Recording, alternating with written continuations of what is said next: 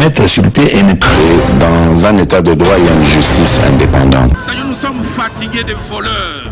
Nous sommes fatigués de ceux qui s'enrichissent. Nous sommes fatigués de ceux qui ne voient que leurs intérêts.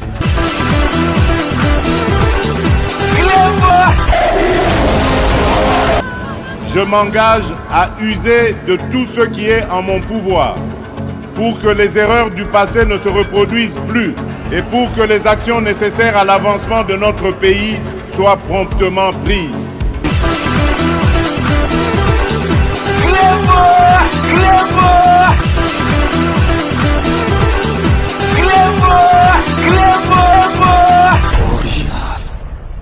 Salut et bienvenue sur Éclairbois Original. Merci de votre fidélité. 5 minutes avec César Ngadi. Tout le monde est d'accord et il en restera ainsi pendant très longtemps. 5 minutes Nabiso et Alléluia Zali édition spéciale où tous allez kosalango po na sango moko ya mawa. Moi si ya pasteur Marcelo oyo boyebi bombe et quoi qui nouvelle wana et quoi qui n'est bombe batu basatanda kité a utaki ko kufela moi sinaye na kombo ya mama Blanche donc nouvelle wana et quoi la gibiso weekend oyo et quoi qui n'est bombe mutu moko satanda qui vraiment té au vu ndenge ba mona ki mama wana tango ba salaki stade de martyr ndenge mbule betaki na se mbula bazali ko sambela et puis azalaki vraiment en bonne santé donc et kosala ekaka boye ezalaki balobi afetaki anniversaire fête moko et pas na samedi bayoka donc dimanche akufi donc ezalaki pasi na mawa na motema donc tolobi tolegi lelo po boye ba ke président de la République na tango mawa président de la République bato bayebi même a commis président na ba responsabilité belé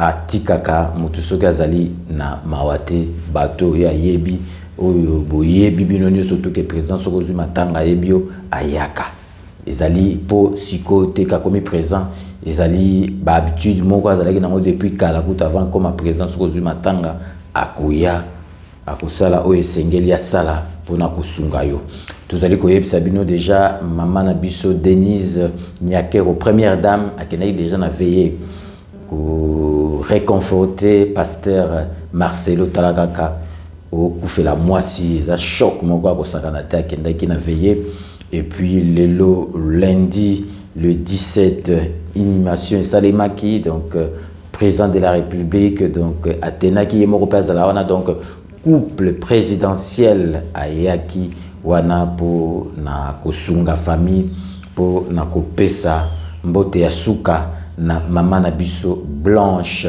oyo azali mwasi oyo azalaki mwasi ya pasteur Marcelo donc totiki bino bolanda na ba image botala oyo elekaki lelo le 17 juin président de la République na maman na biso première dame Denise Nyakero Tshisekedi bayaki ko rendre dernier hommage na maman na biso Blanche oyo azali madame Marcelo oyo azali madame ya pasteur Marcelo donc bomona ata na ndenge na zolobela na koki kozala likolo te parce que ezali 5 minutes moko édition spéciale ya pasi na mawa na motema boyebi kaka ndenge tolobaka na 5 minutes la terre toujours insensible ezora kaka batu oyo totiaka motema batikelana na biso batikala na biso mais boyebi nzambe ye mutapesaka ye morope azwaka donc vraiment totiki bino bolanda na ba image oyo elekaki lelo na inhumation donc lundi 17 juin présent na mwasi na yebaki ko rendre dernier hommage na maman Blanche oyo atikaki biso ce week-end donc restez connectés sur Éclairbois Original pour la suite de nos programmes.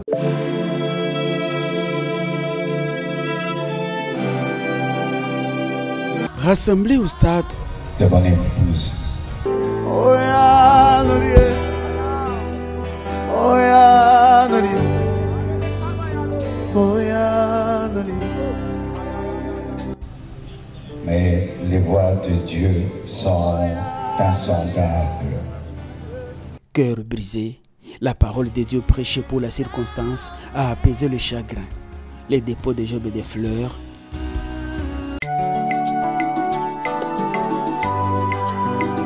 Oh Nkolo, tika ete minoko nyonso etatola kombo na yo. Mabolongo ya bikelamu nyonso ya mokili egumbamela yo po yo nde obongi nango. Basantu nyonso toyemba. Alléluia. Amen.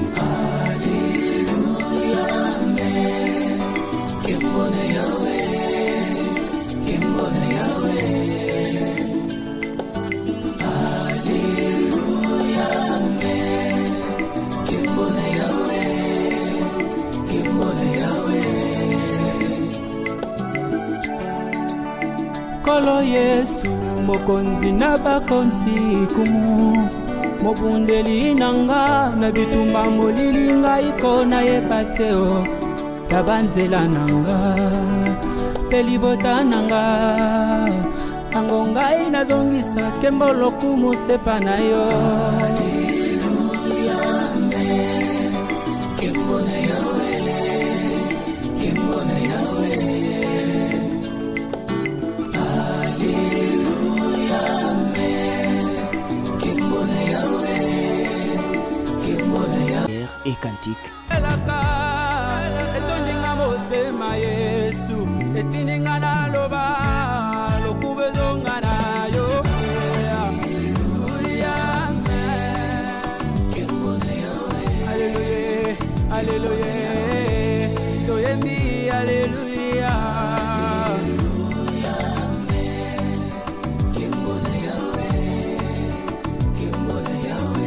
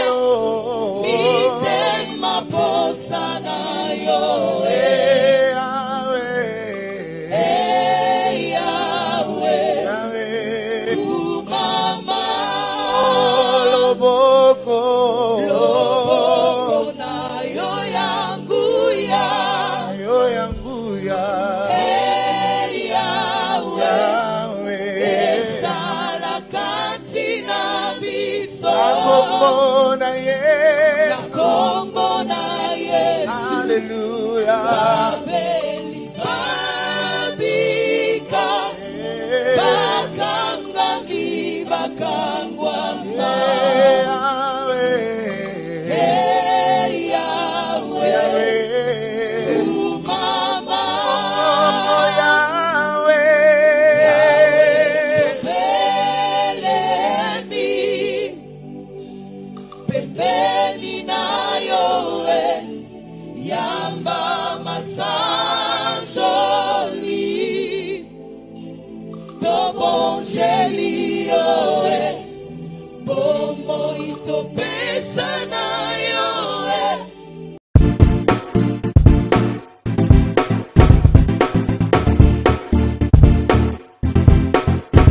On doit mettre sur pied et créer dans un état de droit et une justice indépendante. Seigneur, nous sommes fatigués des voleurs. Nous sommes fatigués de ceux qui s'enrichissent. Nous sommes fatigués de ceux qui ne voient que leurs intérêts.